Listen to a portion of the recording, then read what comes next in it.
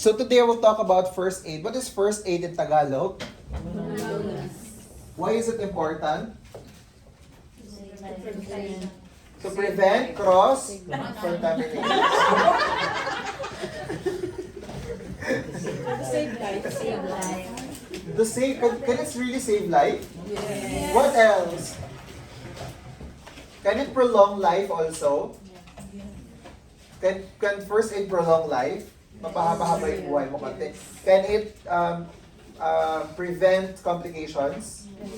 Pwede, right? Can it prevent bleeding? Yes. So definitely first aid is very important, especially when we're growing up. Whenever we fall and then our knees get hurt, our parents, kaya they kiss our knees or they touch, are you okay, baby? Are you okay, baba? Di ba ganun pag mayayaman? Pag mahirap, da, Marisi! Kabaon na kay... Diba, bakit ganun, no? What was your experience? Da, Marisi or are you okay? Tagam. Da, tagam. Oo na, Marisi. But first aid is very important. But when we were growing up, we were only taught first aid for physical ailments or physical wounds, right?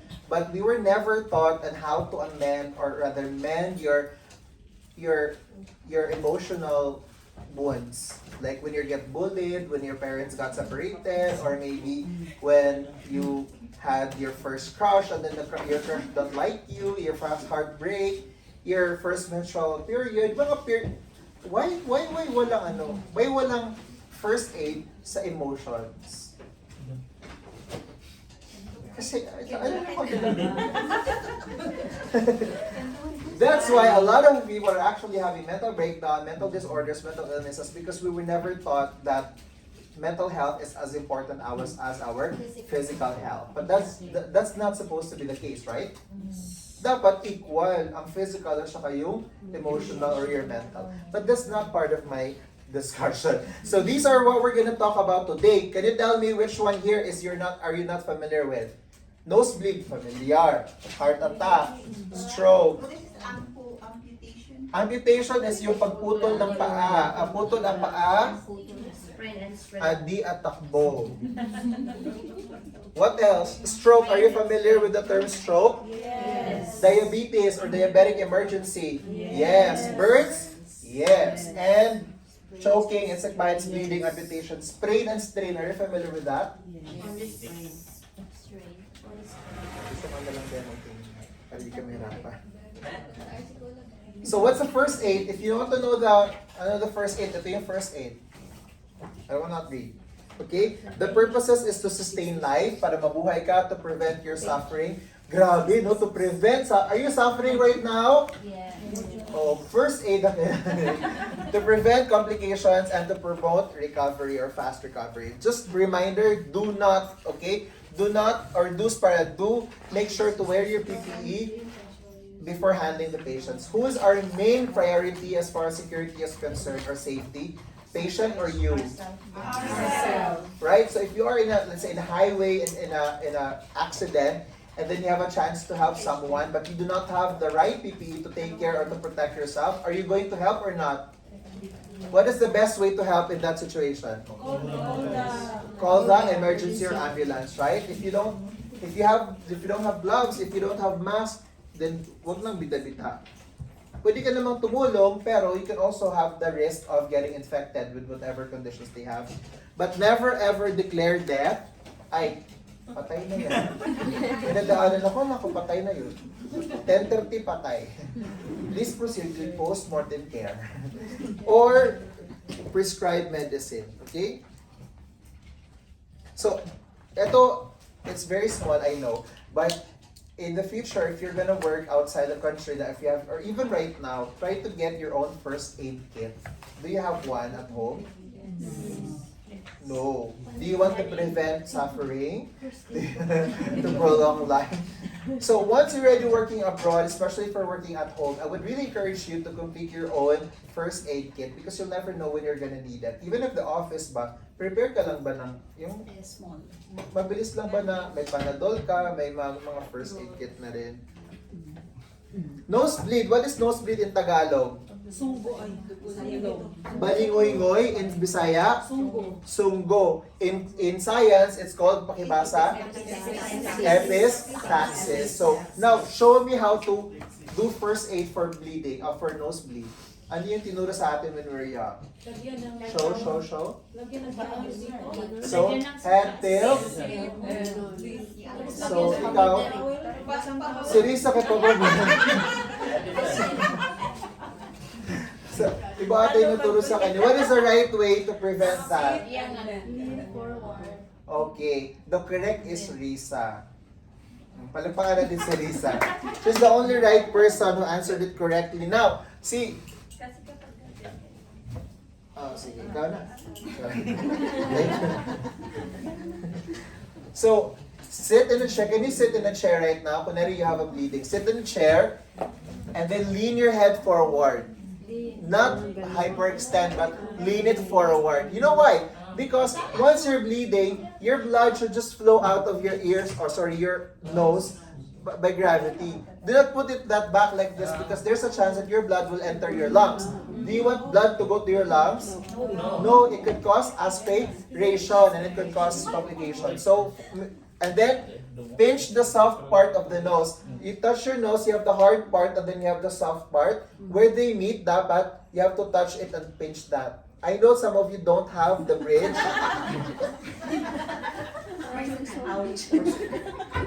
But nevertheless, be thankful because you're still breathing. Other people died already. You want to be dead and have a nice nose? So be thankful. Next is you have ice pack to, what is the effect of cold compress to our blood vessels?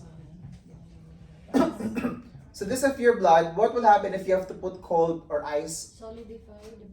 Solidify the blood and kill you. So what will happen to your blood vessels? Will it expand or will it constrict? So once it constricts, will the blood still be able to flow? No need, no more, right? So now the bleeding stops. But when you go to the hospital with the bleeding, do not stop. Number one, if it's continuous bleeding for more than 20 minutes, if your blood pressure is increased, and if it's caused by sports injury, like you went for a baseball or cricket or something, okay? Or if it's an accident. Any question? Wala na? Oh, first aid lang naman ito, huwag na natin masyadong ikomplikado ang mga buhay-buhay. Heart attack. How do you know if someone is having a heart attack? Ano yung symptoms of person having a heart attack? Shortness of breath. What else? Dizziness. Ano pa? Chest discomfort. How discomfortable is discomfort? How painful is that? How does it feel like? It feels like an elephant is sitting on your chest. Can you imagine that? Or there's a 10-wheeler truck that's nakadagan. Can you feel that nga? Sige nga, mag-shortness of breath nga kayo. Buti pa si Kisha, pretty pa. Paano mag-shortness of breath? Paano mataganin yung chest, very painful. Yung hands nyo kaya saan yan? Usually sa chest, right? And then dizziness, bigla kang nahilo and everything. And then suddenly you collapse. Then, wag nang patupik-tupik pa, right? Tumawag agad sa emergency. So, mga traidor na sintomas ng heart attack, hindi komportable sa dibdib, hirap huminga, at biglang nagpawis at nahilo. Yan ang mga pinakamainit na balita sa oras na ito. This is our hearts, composed of 4 different chambers, right? Yung right, right atrium, right ventricle, left atrium, left ventricle. The heart, the blood without the oxygen, it enters the right side, right? They go into the right side, they go right there, like there, and then they go outside, going to the lungs. It becomes oxygenated. So once it's oxygenated, red blood, it enters the left atrium, left ventricle, and then it goes outside the aorta, which is your red one, and then goes into the rest of the body. Why am I saying that? Because it's heart attack. So once it's already outside, it goes back to the heart. Remember, your heart also needs the blood. They will go here in this. Nakita niyo yun? Yung mga ugat sa heart? Yeah? So they will enter there. But what if you have high cholesterol? Or maybe you have high cholesterol, then the cholesterol is deposited there. Then the oxygen cannot come to this part. So what happens to this part of your heart? Huh? You will have, congratulations, you have heart attack. So what is the first aid for heart attack? Walang first aid. Call emergency. Then speaking of, what is the emergency number in Dubai? 991. 999? 998. Ambulance 998. Kayo, ma'am. 997. Ha? 998 yata ambulance. 998 is ambulance. Okay. What is fire? 997. So, just think of fire extinguisher. Di ba fire extinguisher shapes like number 7? So it's 997. What is 999? Police, okay? So when you go abroad na, that's one of the things, the first things that you have to also remember, yung emergency. Siguro you have not encountered any emergency, but once you are already in that situation, you realize that it's really important to know the mga emergency numbers. So again, for heart attack, the first aid is to call 998. If the victim falls and become unconscious, provide or give CPR, which we will talk on a different topic. So now, what is the risk of getting heart attack? Those people, who are the people at risk for getting heart attack? High people with high cholesterol, high blood pressure, obesity, or high BMI. I didn't understand that.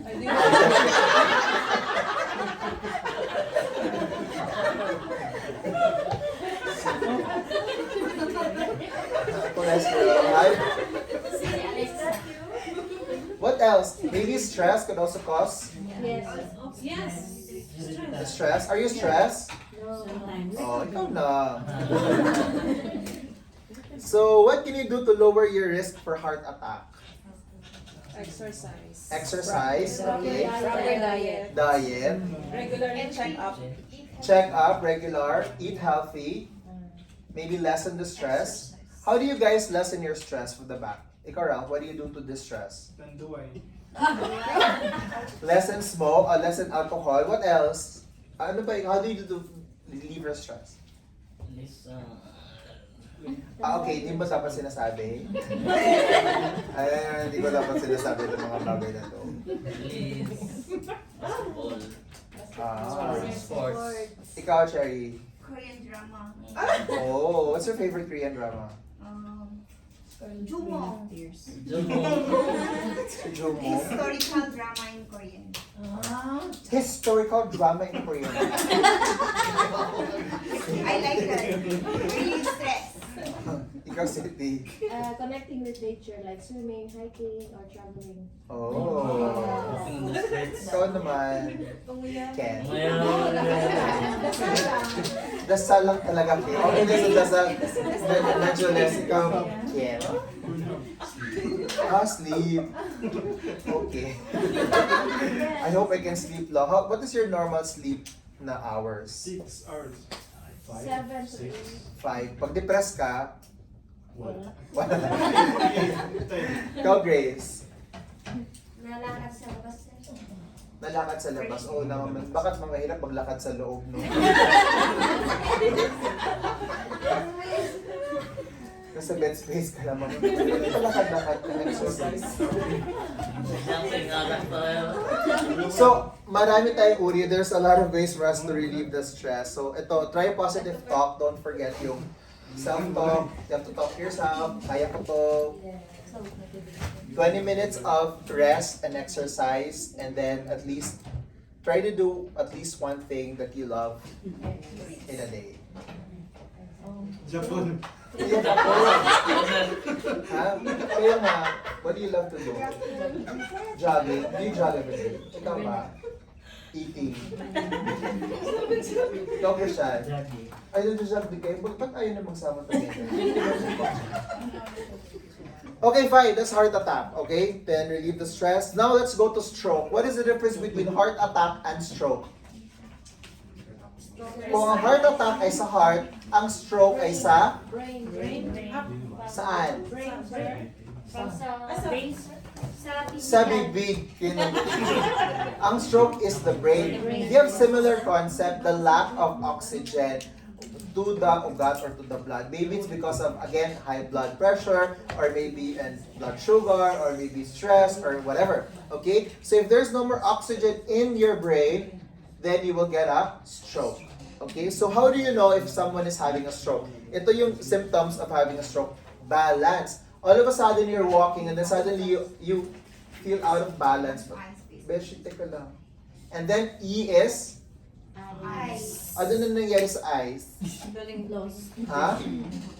So, something's wrong with the eyes. It's either the other eyes can no longer see or blind na, or ang eyes nila wala na silang peripheral views. You can only see yung tunnel vision. Or maybe the eye is just, yung hindi na nagbubog isa, yung isa na lang nagbubog pero yung isa hindi. Basta something's wrong with their eyes. F, what happens to their face? Na droop, right? Face drooping like, okay lang. A, which arm is usually affected, right or left? Right. Left. Di ba the blood exits to the left? So usually it's the left side that's affected because wala na silang blood supply. So left side is usually, but it's not only left arm, it could also be both, it could be right, but so there's pain somewhere. And then S, what happens to their speech? That's blurred ang speech. And what is T? So your kalaban, your enemy talaga is just the time, because the longer you wait, then the high chance na the person will die, right? So call. O next week, tatanungin ko yan, hindi na naman yan talaga masagot. 998. So this is what happens, guys, in your brain. So this is your ugat or vessels. Some, for whatever reasons, called cholesterol or blood sugar or blood clots stuck in your vessels. So the oxygen can no longer supply blood or oxygen to that certain part of your brain, hence causing the stroke. So there are different types of stroke. I'm gonna go through that anymore. But just to let you know, there is a grand stroke or yung ischemic stroke, and there's also absent stroke or mild stroke, which is called the TIA. You know what? Sometimes you're just staring blankly in the kalawakan. Ganun ka lang. You're having stroke na pala or seizure during that time. You don't know that. Sometimes when you already had stroke, then the doctor through the MRI or CT scan, they will tell you this is not the first time you had a stroke, but you were not aware that you already had a stroke. So it's really important to do your physical, your wellness checkups regularly, right? So what do you expect once a person had a stroke? Kunyari ikaw na to CNA, you will apply. So what are the expectations of symptoms sa mga tao after stroke? Can you give me one according to experience? Pag na-stroke si tatay, pag uwi ni tatay, what will happen to your tatay? Paralysis, it could either be both hands, it could either be half na, or it could be both legs and arms, right? So what else? Speech. The speech is slurred na. Pa, okay ka lang? What else? Na-deform na yung face or na-droop na yung face, depende sa which part. Ano pa? May numbness, trouble in swallowing or chewing. So, dito sila makachew. What else? How about pag-ihi when they urinate na pupo? Could it also be affected? Yes. What else?